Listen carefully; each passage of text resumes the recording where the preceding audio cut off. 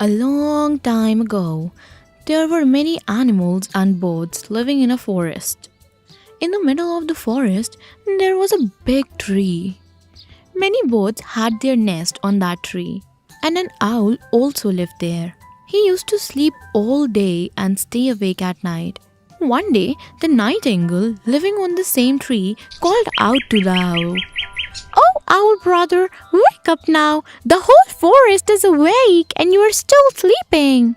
The owl did not respond to the nightingale and went back to sleep. The nightingale called out to the owl again. Oh, strange. Owl brother, I'm trying to wake you up and you're still lying there sleeping. Oh, tale of the nightingale. I stay awake all night to guard the forest. I watch over all of you and sleep during the day. What do you want? That I stay awake day and night? Since when did you start guarding me? Instead, you disturb our sleep by making noise and fly around the forest all night. Now go away and let me sleep.